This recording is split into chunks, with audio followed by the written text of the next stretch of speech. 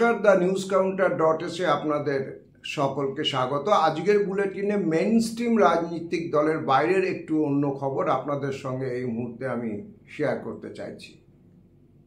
দীর্ঘ কিছু সময়ের স্থিতাবস্থা কাটিয়ে ভারতবর্ষের নকশালপন্থী গোষ্ঠীগুলোর মধ্যে নতুন করে ঐক্যবদ্ধ হওয়ার একটা তৎপরতা দেখা যাচ্ছে।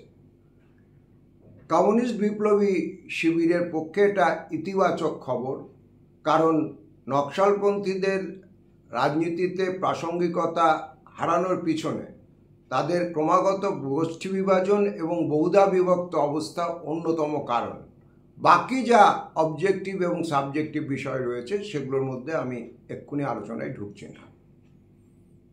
আমাদের কাছে শেষ যে খবরটা এসে পৌঁছেছে যে দুটি নকশালপন্থী গোষ্ঠী যারা অতীতে একটা সময় একই আধারে কাজ করতেন, সিপিআইএমএল নিউ ডেমোক্রেসি এবং পিসিসি সিপিআইএমএল, তারা ঐক্যবদ্ধ হয়ে একটা পার্টিতে মার্চ করে গেছেন।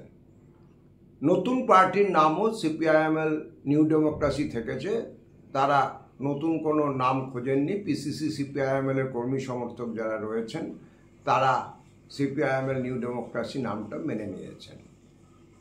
পশ্চিমবঙ্গে যেমন আসানসোল, কেন্দুয়া এই সমস্ত দিকে পিসিসি সিপিআইএমএলের কিছু অতীতে কাজ থাকার জন্য, বিশেষ করে খনি এলাকায়, নতুন ঐক্যবদ্ধ পার্টির ওই সমস্ত এলাকার ফুটিংসের ক্ষেত্রে সুবিধে হবে, এ ব্যাপারে কোনো সন্দেহ নেই। ভারতবর্ষের ক্ষেত্রেও আসামের মতো কয়েকটি রাজ্যে এই ঐক্য সাংগঠনিক স্তরে নিচু তলায় প্রভাব ফেলবে, যেটা নিশ্চয়ই কাগজি ঐক্যের বাইরে একটা বৃহত্তর রাজনৈতিক তাৎপর্য বহন করছে। আর তার আগে সিপিআইএমএল লিবারেশনের সঙ্গে দুটো অত্যন্ত পুরনো কমিউনিস্ট ধারার সংগঠন ঐক্যবদ্ধ হয়েছে। আপনারা জানেন যে একে রায়, যিনি সিপিআইএম থেকে বেরিয়ে এসে 70-এর দশকের একদম গোড়ায় ধানবাদের প্রভাত প্রতিম ট্রেড ইউনিয়ন নেতা, মার্কসিস্ট কোঅর্ডিনেশন কমিটি গঠন করেছেন। কিছুদিন আগে একে রায় প্রয়াত হয়েছেন। একে রায়ের যারা রাজনৈতিক উত্তরসূরি, তাদের ঝাড়খণ্ডে একজন বিধায়কও ছিল। তো সেই মার্কসিস্ট কোঅর্ডিনেশন কমিটি তারা ঝাড়খণ্ডে সিপিআইএমএল লিবারেশনের সঙ্গে মার্চ করে গেছেন। পরিণতিতে যেটা হয়েছে, ঝাড়খণ্ডে সিপিআইএমএল লিবারেশনের সংখ্যা বিধায়কের সংখ্যা 1 থেকে বেড়ে 2-এ পরিণত হয়েছে। এটা ওইখানকার খনি এলাকার ক্ষেত্রে, ঝাড়খণ্ডের দিকে আপনারা জানেন যে ঝাড়খণ্ড একটা খনিবহুল এলাকা, সেখানে সিপিআইএমএল লিবারেশনকে ট্রেড ইউনিয়ন ফ্রন্টে কাজের ক্ষেত্রে একটা বাড়তি এজ দেবে, এ ব্যাপারে কোনো সন্দেহ নেই। কারণ খনি এলাকাতে তাদের, আমি বগদর, নিরসা এই সমস্ত এলাকাগুলো বাদ দিয়ে বলছি, গ্রামীণ এলাকা, সেখানে তাদের এই মার্কসিস্ট কোঅর্ডিনেশন কমিটির একটা জায়গা ছিল কাজে।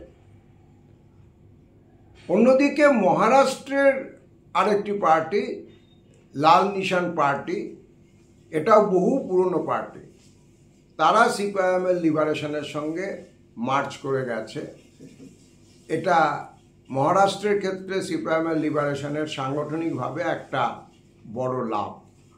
আপনারা জানেন যে যে সমস্ত বামপন্থী দলগুলো সংসদীয় পথে লড়াই করছে, সিপিআই সিপিএম বাদ দিয়ে, বড় যে ফোর্সটি নকশালপন্থীদের যাদের সংসদীয় রাজনীতির আগুনায় উপস্থিতি রয়েছে, বিহারের এমএলএ ছাড়াও পার্লামেন্টে তাদের 2জন এমপি রয়েছে, সেই সিপিআইএমএল লিবারেশন এই মার্কসিস্ট কোঅর্ডিনেশন কমিটি বা লাল নিশান পার্টির সঙ্গে ঐক্যবদ্ধ হয়ে সাংগঠনিকভাবে এবং রাজনৈতিকভাবে অনেকটা এজ পাচ্ছে, এ ব্যাপারে কোনো সন্দেহ নেই।